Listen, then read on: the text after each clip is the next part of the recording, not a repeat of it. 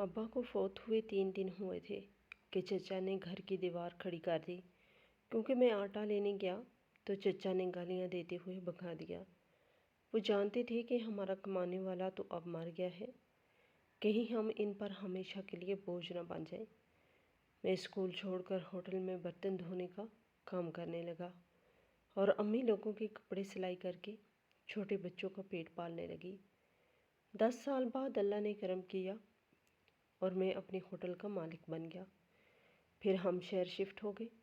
एक दिन बर्तन धोने के काम के लिए एक आदमी आया, मगर जैसे ही मैंने इसका खस्ता हाल चेहरा देखा तो चौंक गया, क्योंकि वो तो अब्बा की बीमारी को भी दूसरा महीना चल रहा था और इन 2 महीनों में हमारा हंसता बसता खेलता घर एक कब्रिस्तान की तरह खामोश हो गया था।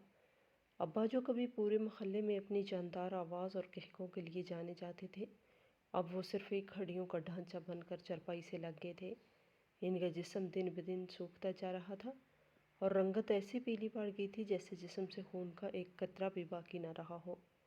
अब्बा को जिगर का मसला था और डॉक्टर ने कहा था कि इनका बचना मुश्किल है, लेकिन माँ की ममता और औलाद की मोहब्बत कभी हार नहीं मानती। इसीलिए अम्मा ने अपने कानों की बालियाँ बेचकर अब्बा की दवाइयाँ ली थी, लेकिन वो दवाइयाँ भी अब्बा के जिस्म पर असर करना छोड़ गई थी। एक दिन अब्बा को अचानक ज़ोरदार खांसी उठी और वो इतने ज़ोर से खांसे कि इनकी पसलियाँ उभर कर बाहर सामने आ गईं। अम्मी दौड़ती हुई किचन से बाहर आई। इनके हाथ आटे से भरे हुए थे। उन्होंने अब्बा का सर अपनी गोद में रखा और रोना शुरू कर दिया।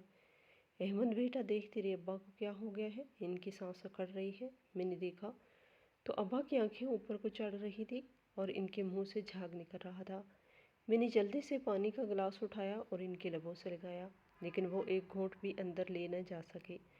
अम्मी चलाने लगी कि हेमंत सलीम भाई के पास जाओ, उनसे कहो गाड़ी निकाले, हमें शहर वाले बड़े अस्पताल जाना होगा। मैं नंगे पाँव भागता हुआ चचा के पोर्शन की तरफ गया।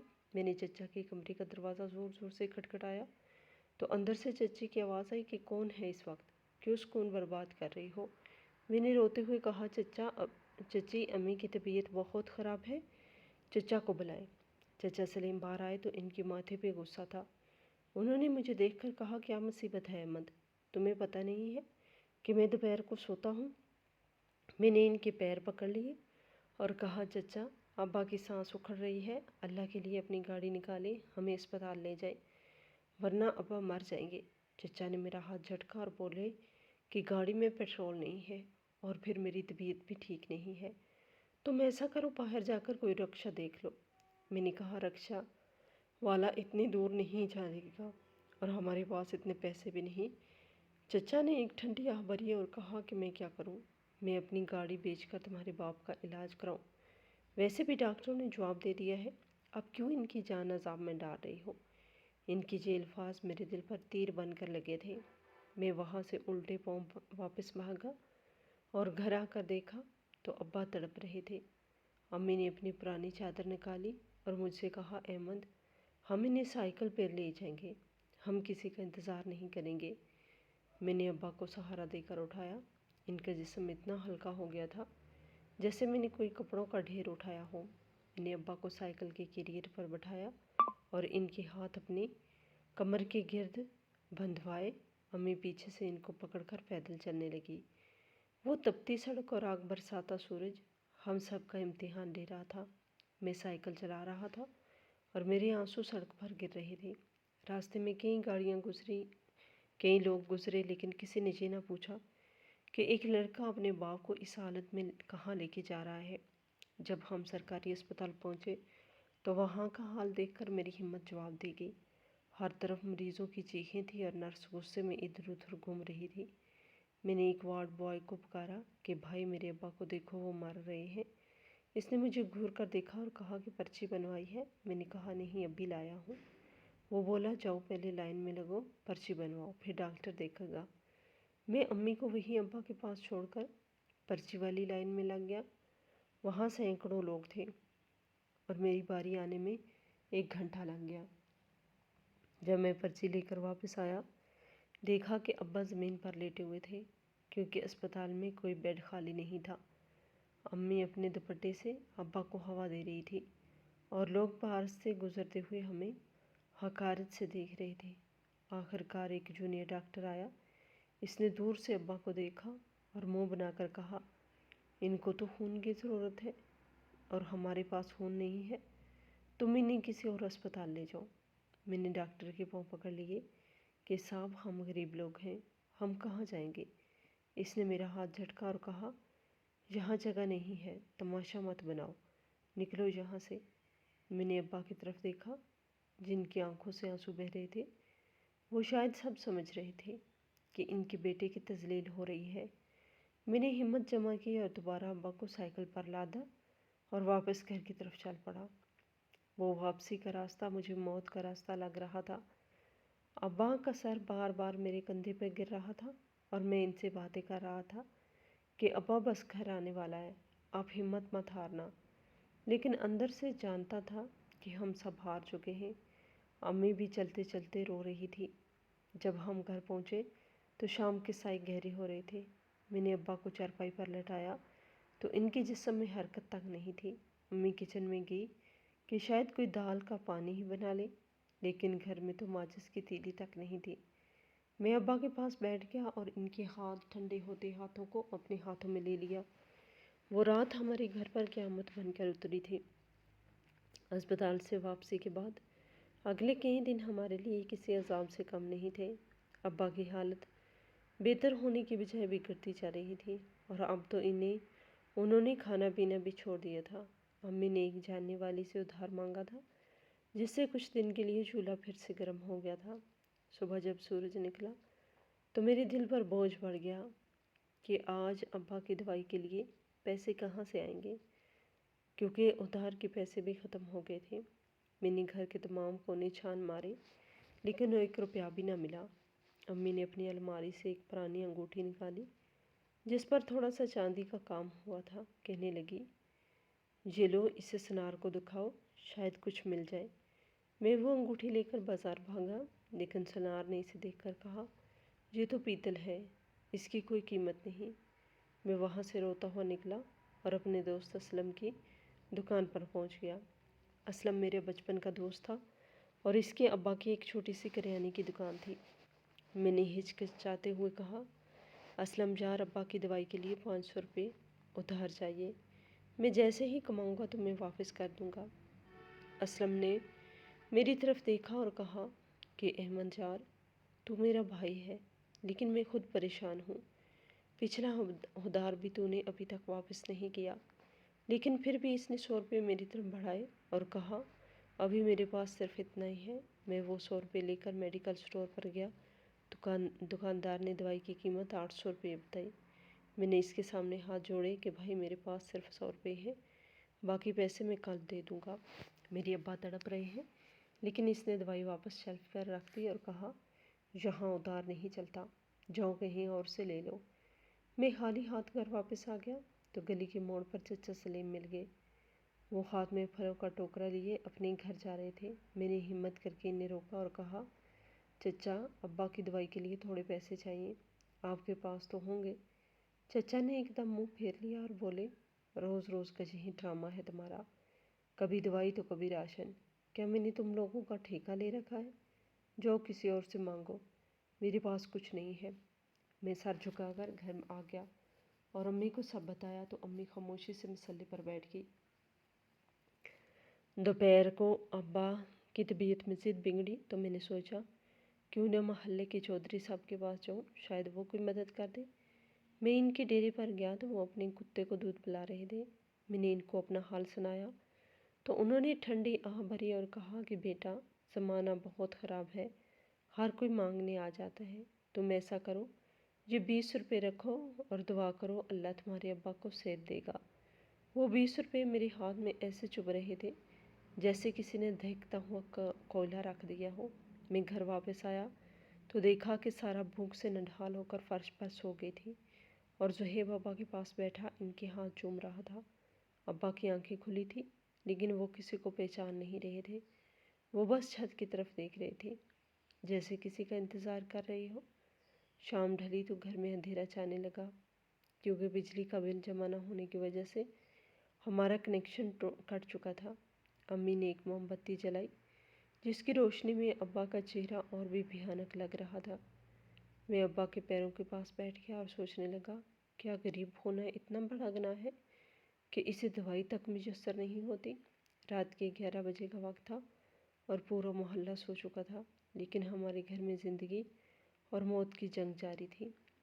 ابا کے سینے سے ایک عجیب سی کھرکھراہٹ کی آواز آ رہی تھی، جیسے ان کا سانس کہیں اٹک گیا ہو، اور امی نے مجھے اشارہ کیا کہ احمد ذرا چچا کو بلا لاؤ، شاید ابا کچھ کہنا چاہتے ہوں۔ میں ایک بار پھر اسی چوکھٹ پر گیا جہاں سے مجھے بار بار دھتکارا گیا تھا۔ میں نے چچا کے کمرے کی کھڑکی کے پاس دستک دی تو چچا نے اندر سے کہا، احمد، اگر اب تم نے تنگ کیا تو میں تمہارا حشر کر دوں گا، دفع ہو جاؤ یہاں سے۔ ان کی آواز سن کر میں خاموشی سے واپس آ گیا، کیونکہ اب میرے اندر منتیں کرنے کی ہمت ختم ہو چکی تھی۔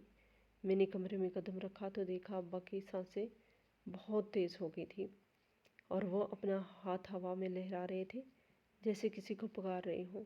امی ان کے کان میں کلمہ پڑھ رہی تھی اور ان کے آنسو ابا کے رخساروں پر گر رہے تھے۔ وہ منظر اتنا تکلیف دہ تھا کہ میں نے اپنی آنکھیں بند کر لی۔ اچانک ابا نے ایک زوردار ہچکی لی اور ان کا پورا جسم اکڑ گیا۔ امی نے زور سے چیخ ماری اور ابا کے سینے پر سر رکھ دیا۔ میں دوڑ کر قریب گیا تو دیکھا ابا کی آنکھیں پتھر آ چکی تھیں اور وہ ساکت ہو گئے تھے۔ ہمارے گھر کا ستون گر چکا تھا اور ہم یتیم ہو چکے تھے۔ رات کا پچھلا پہر تھا جب ہمارے گھر سے رونے کی آوازیں بلند ہوئی تو چچا اور چچی بھی اٹھ کر آ گئے، لیکن اب ان کے آنے کا کیا فائدہ تھا؟ اب تو ابا ہمیں چھوڑ کر جا چکے تھے۔ ابا کو دفنائے ہوئے بھی دوسرا دن تھا۔ گھر کی صحن میں وہی خاموشی تھی جو روح کو ڈس رہی تھی۔ محلے والے جو پہلے دن ہجوم کی صورت میں موجود تھے، اب ایک ایک کر کے اپنے اپنے کاموں پہ جا چکے تھے۔ گھر میں صرف میں، امی اور میرے 2 چھوٹے بہن بھائی تھے۔ سارا بھوک کی وجہ سے بار بار کچن میں جاتی اور خالی پتیلیاں دیکھ کر واپس آ جاتی۔ امی مسئلے پر بیٹھی رہتی، ان کے چہرہ زرد پڑ گیا تھا۔ دوپہر کے وقت سارا نے میرا دامن پکڑا اور بولی، بھائی، پیٹ میں چوہے دوڑ رہے ہیں، کچھ کھانے کو دی۔ میں نے کچن میں جا کر دیکھا تو آٹے کا ڈبہ خالی تھا۔ میں نے اسے الٹا کر کے جھاڑا تو صرف مٹی جیسی گرد نکلی۔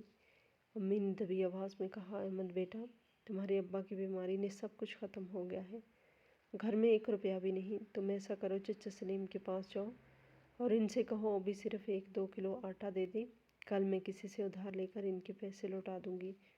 مجھے چچا کے پاس جاتے ہوئے ڈر لگ رہا تھا، کیونکہ جنازے کے وقت ان کے تیور بدلے ہوئے تھے، لیکن بہن بھائیوں کا سوکھا ہوا چہرہ دیکھ کر میں نے ہمت جمع کی اور چچا کے پورشن کی طرف پہنچ گیا۔ چچا صحن میں بیٹھے بڑے آرام سے لسی پی رہے تھے۔ میں نے ان کے قریب جا کر سلام کیا تو انہوں نے جواب دینے کے بجائے مجھے اوپر سے نیچے تک دیکھا۔ کیا ہے احمد، آپ کیا لینے آئے ہو؟ انہوں نے کرختہ آواز میں پوچھا۔ میں نے نظریں جھکا کر کہا، چچا، گھر میں آٹا ختم ہو گیا ہے، سارا اور زہیب بھوک سے رو رہے ہیں، اگر آپ تھوڑا سا آٹا دے دیں تو بڑی مہربانی ہوگی۔ چچا نے لسی کا گلاس میز پر پٹکا اور بولے کہ ابھی تو تمہارے ابا کی مٹی بھی ٹھنڈی نہیں ہوئی اور تم مانگنے آ گئے؟ کیا میں نے لنگر کھول رکھا ہے؟ اپنے باپ کی طرح تم بھی نکھٹو بنو گے کیا؟ جاؤ یہاں سے، ابھی میرے پاس کچھ نہیں ہے۔ میں ہمیشہ کی طرح خاموشی سے واپس آ گیا، لیکن سارا کی سسکیاں مجھ سے برداشت نہیں ہو رہی تھی۔ تھوڑی دیر بعد امی نے پھر سے کہا، احمد دوبارہ جاؤ، شاید ان کا دل پگھل جائے، ان سے کہنا کہ خودار دے دے۔ میں دوبارہ گیا تو چچا اپنے بیٹوں کے ساتھ بیٹھے باتیں کر رہے تھے۔ مجھے دیکھتے ہی وہ ہنسنے لگے۔ چچا نے کہا کہ پھر آ گئے تم؟ میں نے کہا، چچا اللہ کے لیے تھوڑا سا آٹا دے دے، میرے بہن بھائی بھوک سے مر جائیں گے۔ چچا اٹھے اور میرا بازو پکڑ کر مجھے دروازے کی طرف دھکا دینے لگے۔ احمد، تمہیں شرم نہیں آتی؟ تمہارا باپ تو مر گیا، اب تم ہمارے سر پر بوجھ بنو گے۔ وہ جانتے تھے کہ ہمارا کمانے والا چلا گیا ہے، اسی لیے وہ مجھے ذلیل کر رہے تھے تاکہ ہم ہمیشہ کے لیے ان کا پیچھا چھوڑ دیں۔ انہوں نے گلی میں کھڑے 2-4 لوگوں کو دیکھ کر اونچی آواز میں کہا، دیکھو بھائیو، ابھی کالے سے کندھا دیا ہے اور آج یہ میرے دروازے پہ آٹا لینے آ گیا ہے۔ ایسے مفت خورے پالنا میرا کام نہیں ہے۔ مجھے محسوس ہو رہا تھا جیسے ہر کوئی مجھے دیکھ کر میرا مذاق اڑا رہا ہے۔ میں خالی ہاتھ واپس آیا तो घर में मातम का एक नया मंजर था। भूख ने हमें अपनों की नज़र में गिरा दिया था। मैंने अम्मी से कहा, अम्मी अब मैं वहाँ कभी नहीं जाऊँगा, चाहे हमें भूख से मरना पड़ा। वो तस्वीर मेरे दिल में एक कांटे की तरह चुभ रही थी और मैं सोच रहा था, क्या सगा खून वाकई इतना सफ़ेद हो जाता है कि इसे यतीम भतीजों की भूख नज़र नहीं आती। मेरा जी चाह रहा था कि मैं अब्बा की कब्र पर जाकर इन्हें पुकारूं कि अब्बा देखें आपके बाद हमारे साथ क्या हो रहा है। लेकिन घर में भूखे बहन भाइयों का ख्याल मुझे कहीं जाने नहीं दे रहा था। मैंने सोचा कि चचा नहीं सही तो क्या हुआ, मोहल्ले वाले तो अब्बा के दोस्त थे। मैंने हिम्मत जमा की और सामने वाले पड़ोसी रहमान साहब का दरवाज़ा खटखटाया। रहमान साहब अब्बा के साथ मस्जिद जाते थे और हमेशा अब्बा इनकी तारीफ़ करते थे। दरवाज़ा इनकी बेटी ने खोला। मैंने नज़रें झुकाकर कहा, भाईजान अब्बा की वफ़ात के बाद घर में हालात ज़रा तंग हैं, अगर थोड़ा सा आटा मिल जाता तो बड़ी मेहरबानी होती। इसने अंदर झांक कर अपने बाप को आवाज़ दी। रहमान साहब बाहर आए और मुझे देखकर इनकी माथे पर बल पड़ गए। उन्होंने कहा, अहमद बेटा अभी तो तुम्हारे अब्बा के तीजे का ख़त्म भी मुश्किल नहीं हुआ और तुम मांगने निकल पड़े हो। देखो हम खुद बड़ी मुश्किल से गुजारा कर रहे हैं, आजकल महंगाई बहुत है, तुम कहीं और देखो। ये कहकर उन्होंने मेरे मुंह पे दरवाज़ा बंद कर दिया। मुझे ऐसा लगा जैसे किसी ने मेरे गाल पे थप्पड़ मारा हो। मैं बोझल कदमों से दूसरे घर गया। वहाँ से भी यही जवाब मिला कि अभी हमारे पास फालतू नहीं है। तीसरे घर गया तो उन्होंने कहा, कल लाना, अभी घर में मर्द नहीं है। मैं खाली हाथ जब घर दाखिल हुआ तो सैन में वही सन्नाटा था। सारा भूख के मारे नढाल होकर अम्मी की गोद में सर रखे पड़ी थी और इसकी आंखें अंदर को धंस गई थी। अम्मी ने मुझे देखा तो इनकी आंखों से आंसू बह निकले। वो समझ गई कि मुझे कहीं से कुछ नहीं मिला। मैंने अपना सर अम्मी के घुटनों में रख दिया और फूट फूट कर रोने लगा। मैंने कहा कि अम्मी, इस दुनिया में गरीब होना बहुत बुरी बात है, सब ने मुँह फेर लिया है। चचा ने तो गालियाँ देकर निकाल दिया और पड़ोसी भी पहचानने से इनकार कर रहे हैं। अम्मी ने मेरे सर पर हाथ फेरा और भराई हुई आवाज़ में बोली कि अहमद बेटा हिम्मत नहीं हारते, अल्लाह कोई ना कोई रास्ता ज़रूर निकालेगा। अम्मी उठी और अपनी पुरानी पेटी की तरफ गई। उन्होंने कांपते हाथों से पेटी खोली और नीचे तह में छुपा हुआ एक छोटा सा कपड़ा निकाला। इस कपड़े में चांदी के 4 बटन थे जो अब्बा की शादी के वक्त के थे। उन्होंने मेरी हथेली पे रखे और इनकी आंखों से आंसुओं का एक कतरा भी मेरी हथेली पे गिरा। वो बोली कि अहमद ये लो, इन्हें बाज़ार ले जाओ और किसी सुनार को बेच दो, इससे जो पैसे मिले इससे आटा और बच्चों के लिए कुछ खाने का सामान ले आना। मैंने तड़प कर कहा, अम्मी ये तो अब्बा की आखिरी निशानी है, मैं इसे कैसे बेच सकता हूँ। लेकिन अम्मी ने मेरा हाथ बंद कर दिया और कहा कि बेटा निशानियों से बढ़कर बच्चों की ज़िंदगी होती है, मैं अपने बच्चों को भूखा मरता नहीं देख सकती, तुम जाओ और जल्दी वापस आना। मैं वो बटन लेकर बाज़ार की तरफ भागा। मेरे पाँव ज़मीन पर नहीं पड़ रहे थे। मुझे अपनी बेबसी पे रोना आ रहा था। मैं कितना निकम्मा हूँ कि अपने बाप की आखिरी निशानी बेचने जा रहा हूँ। बाज़ार में लोगों का हजूम था, हर कोई अपनी मस्ती में मगन था। किसी को क्या पता कि एक 15 साल का यतीम लड़का अपने बाप की आखिरी निशानी का सौदा करके निकला है। मैं एक सुनार की दुकान पर गया। इसने बटनों को उलट पलट कर देखा और हकारत से बोला, ये तो बड़ी पुरानी चांदी है, इसके ज़्यादा पैसे नहीं मिलेंगे। मैंने इसके सामने हाथ जोड़े और कहा कि मेरे घर में आटा नहीं है, अल्लाह के लिए इसके पूरे पैसे दे दे। इसने सिर्फ चंद 100 रुपये मेरी तरफ उछाले। वो पैसे उठाते हुए मेरे हाथ कांप रहे थे। मैंने इन पैसों से आटे का एक छोटा सा थैला खरीदा और कुछ दाल ली। घर में वो थैला कंधे पर रखकर घर की तरफ जा रहा था। मुझे अपना आप दुनिया का सबसे गुनहगार इंसान लग रहा था। घर पहुंचा तो सारा ने आटे का थैला देखकर तालियां बजाई, लेकिन मुझे इसकी खुशी में भी एक दर्द महसूस हो रहा था। अम्मी ने जल्दी से आग जलाई और रोटियां पकाने लगी। पहली रोटी जब पकी तो इसकी खुशबू पूरे घर में फैल गई थी। अम्मी ने लुकमा तोड़कर सारा के मुंह में डाला तो मेरी आंखों से फिर आंसू निकल आए। मैंने सोचा, आज तो बटन बेचकर पेट भर लिया, लेकिन कल क्या होगा। ये भूख तो रोज़ लगेगी, اور میرے پاس بیچنے کے لیے اب کچھ بھی باقی نہیں ہے۔ اس رات ہم سب نے روٹی کھائی، لیکن وہ روٹی میری حلق میں کانٹوں کی طرح چبھ رہی تھی، کیونکہ اس میں میری ماں کے آنسو اور باپ کی آخری نشانی شامل تھی۔ ابا کی وفات کو ابھی چوتھا دن چڑھا تھا۔ میں سین میں بیٹھا خالی نظروں سے ان کی خالی چرپائی کو دیکھ رہا تھا کہ اچانک باہر سے بھاری قدموں کی آواز آئی اور چچا سلیم اپنے دونوں بیٹوں کے ساتھ اندر داخل ہوئے۔ ان کے ہاتھ میں کدال اور بیلچے تھے۔ ان کے پیچھے دو مزدور اینٹوں کی ٹرالی لے کر کھڑے تھے۔ میں نے حیرت سے پوچھا کہ چچا یہ سب کیا ہے؟ انہوں نے میری طرف دیکھا بھی نہیں اور زمین پر چونا ڈالتے ہوئے نشان لگانے لگے۔ امی کمرے سے باہر نکلی تو ان کا چہرہ خوف سے سفید پڑ گیا۔ وہ بولی کہ بھائی صاحب، ابھی تو آپ کے بھائی کی قبر کی مٹی بھی گیلی ہے اور آپ گھر میں یہ اکھاڑ بچھاڑ کیوں کر رہے ہیں؟ چچا نے ایک ٹھنڈی آہ بھری اور بڑے سپاٹ لہجے میں کہا کہ بھابھی، اب وہ چلا گیا تو رشتہ بھی سمجھو ختم۔ میرا اپنا خاندان ہے، میری اپنی ضرورتیں ہیں۔ میں نہیں چاہتا کل کو تمہارے یتیم بچے میرے حصے پہ دعوے کریں، اسی لیے میں آج ہی اس گھر کے بیچ میں دیوار کھڑی کر رہا ہوں۔ یہ سننا تھا کہ میرے پیروں تلے سے زمین نکل گئی۔ میں بھاگ کر چچا کے پیروں میں گر گیا اور روتے ہوئے کہا، چچا اللہ کے لیے ایسا نہ کریں، یہ گھر ابا نے بڑی محنت سے بنایا تھا۔ وہ کہتے تھے یہ گھر نہیں بلکہ ہمارے پیار کی نشانی ہے، اگر آپ نے یہ دیوار کھڑی کر دی تو ہمارا دم گھٹ جائے گا۔ چچا نے میرا ہاتھ جھٹکا اور بولے، مجھے جذباتی باتوں سے بہلانے کی کوشش مت کرو احمد، تمہارا باپ مر گیا ہے، اب تم جانو اور تمہاری قسمت۔ میں اس گھر کا بوجھ اب مزید نہیں اٹھا سکتا۔ امی کی آنکھوں میں آنسوؤں کا سیلاب بہہ نکلا۔ وہ بولی کہ بھائی صاحب، کم از کم عدت کے دن تو گزرنے دیں، ابھی تو ہم صدمے میں ہیں، آپ ہمیں قید کیوں کر رہے ہیں؟ لیکن چچا کے دل پر جیسے مور لگی ہوئی تھی۔ مستریوں نے اینٹ پہ اینٹ رکھنا شروع کر دی اور سیمنٹ کی تہیں بچھنے لگی۔ ہر اینٹ کے گرنے کی آواز میرے دل پر ہتھوڑے کی طرح لگ رہی تھی۔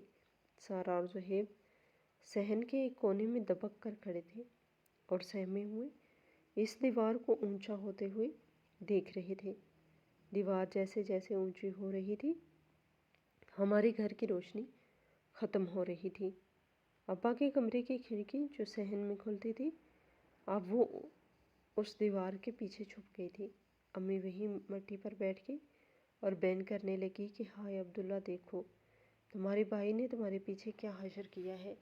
چچا نے دیواروں کے عین بیچ میں نکیلے کانچ لگوانے کا بھی حکم دے دیا تاکہ ہم میں سے کوئی ادھر جھانکنے کی جرات نہ کرے۔ میں دیوار کے پاس کھڑا روتا رہا اور اپنے ہاتھوں سے ان گیلی اینٹوں کو گرانے کی کوشش کی تو چچا نے مجھے زوردار دھکا دیا اور کہا، خبردار جو میری دیوار کو ہاتھ لگایا، اب یہ تمہارا گھر نہیں ہے، تمہارا حصہ صرف وہ دو چھوٹے کمرے ہیں، اب وہیں رہو اور وہیں مرو۔ میں نے تڑپ کر کہا، چچا آپ تو کہتے تھے کہ میں آپ کا بھتیجا ہوں، کیا چچا اپنے بھتیجے کو یوں دیوار کے پیچھے دھکیل دیتا ہے؟ چچا نے کہکا لگایا اور بولے کہ وہ باتیں تب کی تھی جب تمہارا باپ زندہ تھا، اب تم صرف ایک بوجھ ہو اور میں بوجھ کو اپنے قریب نہیں رکھتا۔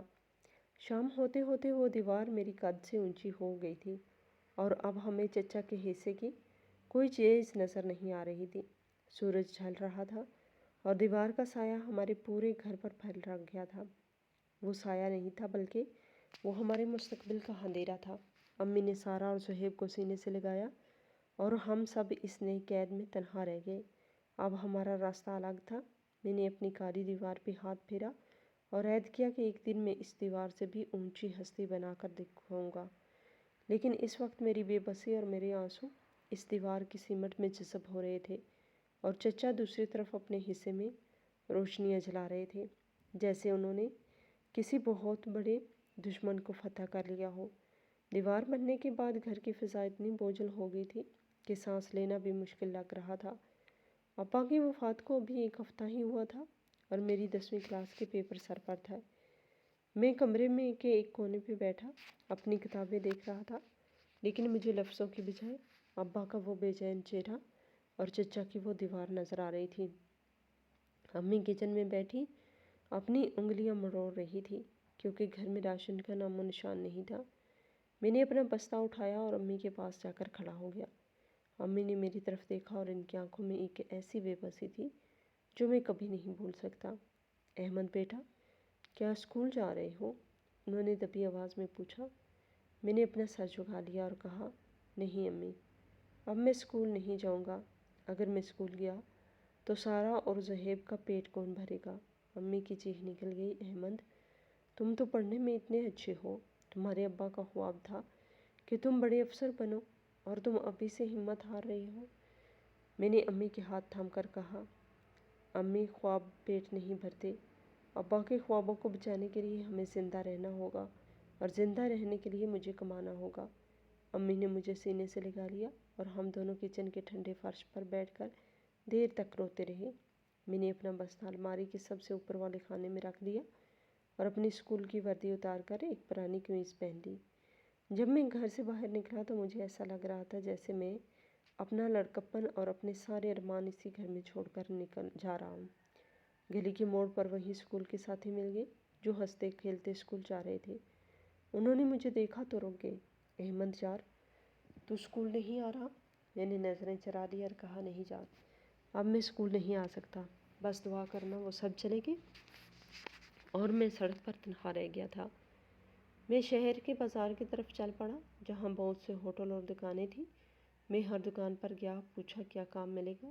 کوئی کہتا کہ ابھی جگہ نہیں، تو کوئی میری کم عمری دیکھ کر ہنس جاتا کہ جا کر پڑھائی کرو، ابھی تمہاری کھیلنے کودنے کی عمر ہے۔ چلتے چلتے دوپہر ہو گئی۔ بھوک اور پیاس سے میرا برا حال تھا۔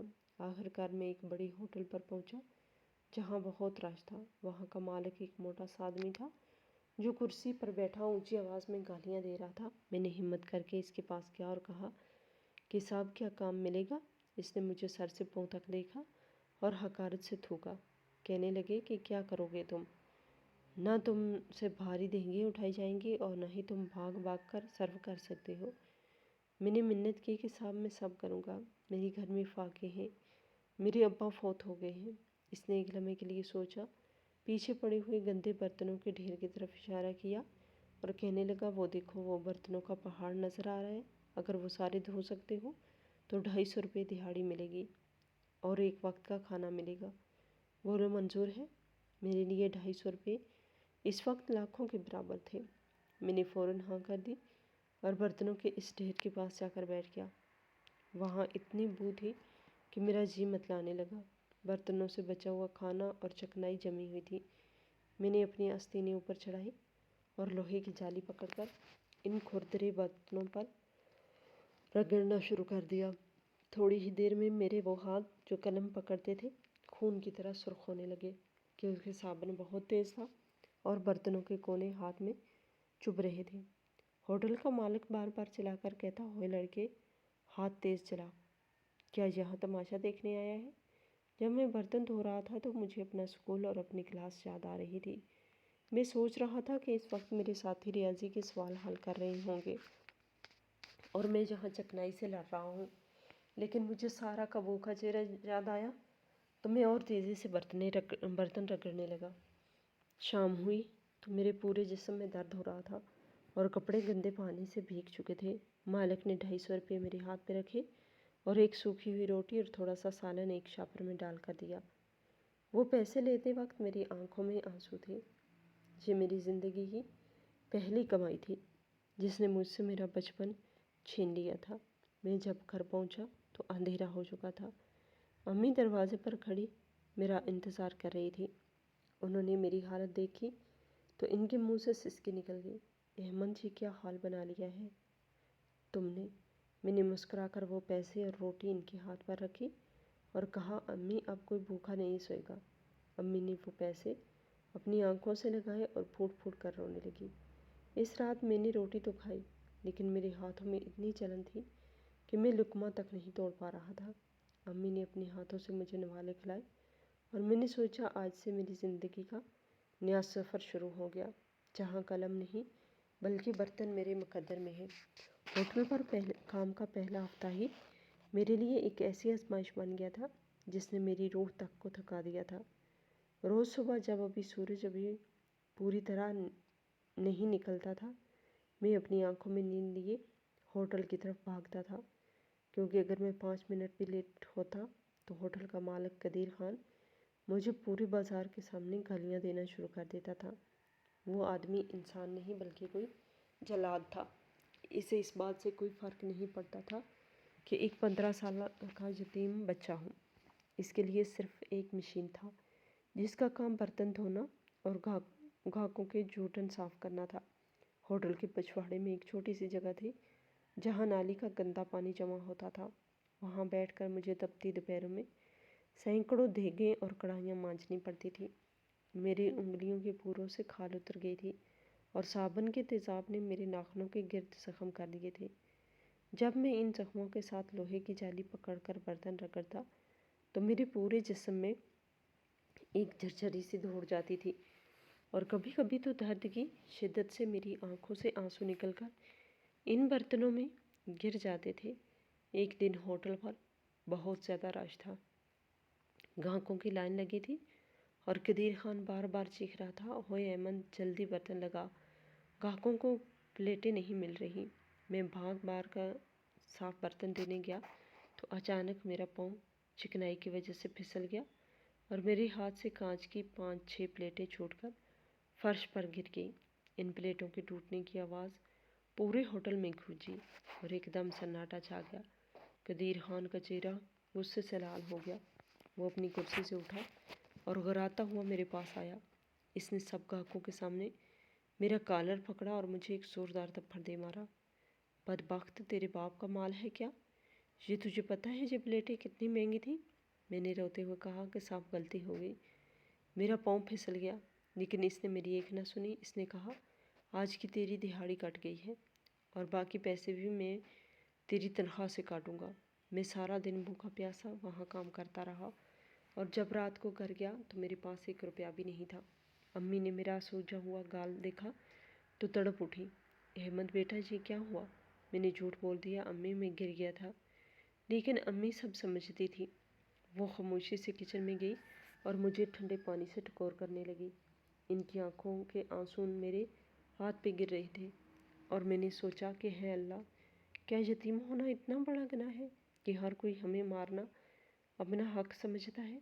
وقت اسی طرح گزرتا رہا اور موسم بدلنے لگے۔ سردیوں کی ان ٹھنڈی راتوں میں جب لوگ گرم لحافوں میں سوتے تھے، میں صبح 5 بجے اٹھ کر ٹھنڈے یخ پانی میں ہاتھ ڈال کر برتن دھوتا تھا۔ میرے ہاتھ ٹھنڈ سے نیلے پڑ جاتے تھے اور انگلیاں موڑنا بند ہو جاتی تھیں۔ ہوٹل پر آنے والے کالج کے لڑکے جب مجھے دیکھتے تو کبھی کبھی میرا مذاق اڑاتے۔ ایک بار میرے ہی اسکول کا ایک لڑکا اپنے باپ کے ساتھ کھانا کھانے آیا۔ اس نے مجھے پہچان لیا اور اپنے باپ سے کہا کہ ابا دیکھیں، یہ تو وہی احمد ہے جو میری کلاس میں سب سے ذہین تھا، آپ دیکھیں یہ کیسے برتن دھو رہا ہے۔ یہ سن کر میرا جی چاہا کہ میں زمین میں گھڑ جاؤں۔ میں نے اپنا چہرہ نیچے کر لیا اور تیزی سے وہاں سے بھاگ گیا۔ اس دن مجھے احساس ہوا کہ غربت انسان سے صرف ہمت نہیں چھینتی بلکہ اس کا وقار بھی چھین لیتی ہے۔ جب ہوٹل سے چھٹی ہوتی تو میں تھکن سے اتنا چور ہوتا تھا کہ گھر تک کا راستہ بھی میلوں لمبا لگتا تھا، لیکن جب گھر پہنچتا تو دیکھتا امی بھی ابھی تک نہیں سوئی۔ وہ لالٹین کی مدھم روشنی میں بیٹھی لوگوں کے کپڑے سی رہی ہوتی تھی۔ امی نے اپنی نظر کمزور کر لی تھی، لیکن وہ محنت سے جی نہیں چراتی تھی۔ وہ کہتی تھی، احمد بیٹا، تم اکیلے بوجھ نہیں اٹھاؤ گے، میں بھی تمہارا ساتھ دوں گی۔ سارا اور زہیب ابھی تھوڑے بڑے ہو گئے تھے، وہ بھی گھر کے چھوٹے چھوٹے کاموں میں ہاتھ بٹانے لگے تھے۔ چچا سلیم اب بھی دیوار کے اس پار سے ہمیں حقارت سے دیکھتے تھے۔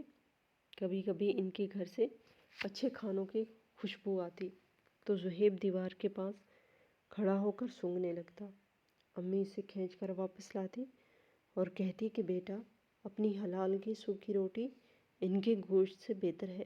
چچا کے بیٹے اب نئی گاڑیوں میں گھومتے تھے اور ہمیں دیکھ کر ایسے منہ پھیر لیتے تھے جیسے ہم کوئی اچھوت ہو۔ ایک بار چچا نے دیوار کے اوپر لگی کانچ اور اونچے کروا دیے کیونکہ انہیں ڈر تھا کہیں ہماری غربت کا سایہ ان کے محل پر نہ پڑ جائے۔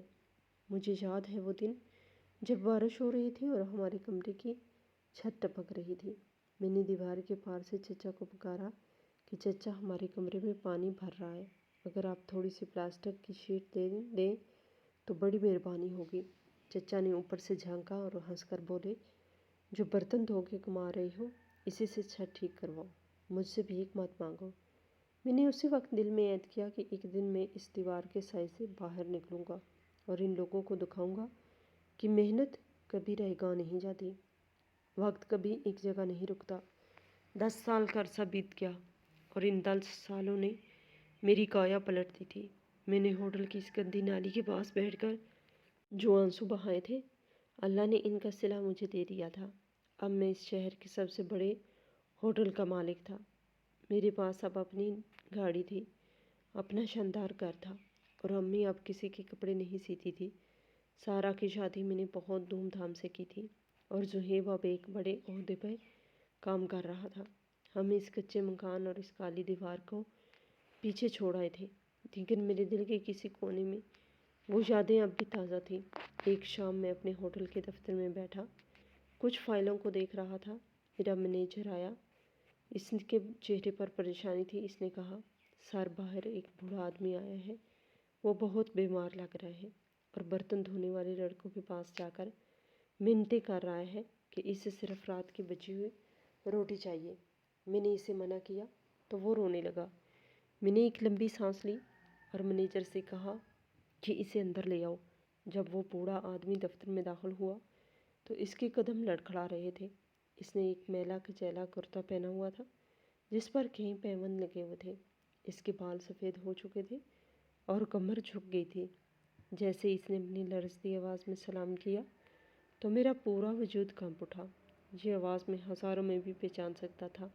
یہ میرے سکے چچا سلیم تھے، وہی چچا جنہوں نے ابا کے مرنے کے تیسرے دن صحن میں دیوار کھڑی کی تھی، وہی چچا جنہوں نے مجھے آٹے کے لیے گالیاں دے کر گرا دیا تھا۔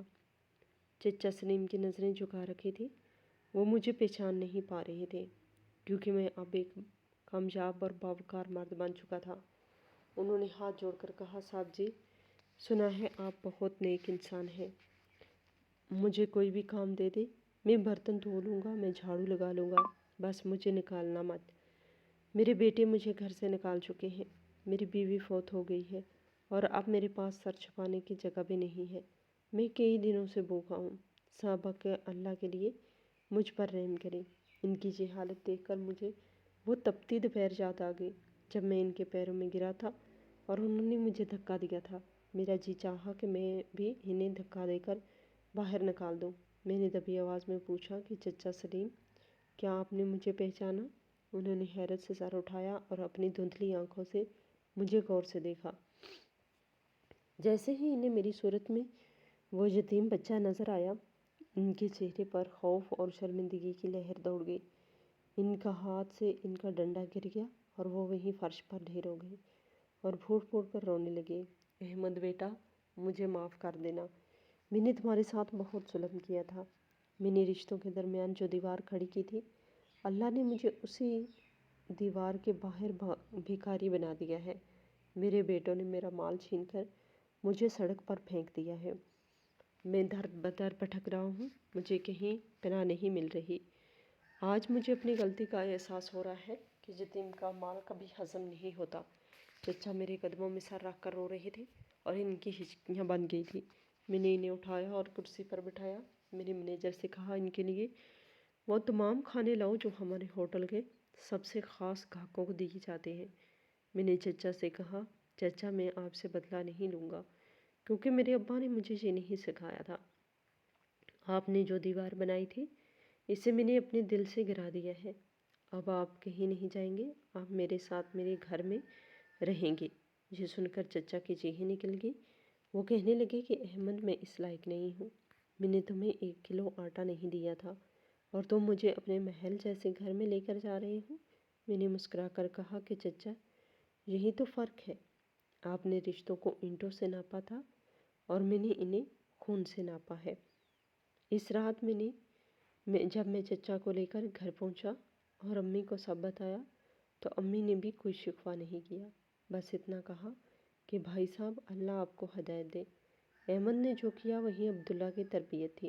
چچا اس رات ہمارے گھر کے نرم بستر پر لیٹے روتے رہے تھے اور بار بار اس دیوار کا ذکر کرتے تھے جو انہوں نے بنائی تھی اور میں انہیں سمجھاتا رہا کہ چچا اب وہ دیوار گر چکی ہے۔ اللہ کا انصاف ایسا ہی ہوتا ہے، وہ غرور کو خاک میں ملا دیتا ہے اور صبر کرنے والوں کو بادشاہ بنا دیتا ہے۔ آج میرے گھر میں وہی چچا مہمان تھے جنہوں نے کبھی ہمیں گھر سے نکالنے کی کوشش کی تھی، اور یہی میری زندگی کی سب سے بڑی جیت تھی۔ دوستو، کہانی اچھی لگی ہو تو ویڈیو کو لائک اور چینل کو سبسکرائب بھی لازمی کر دیجیے۔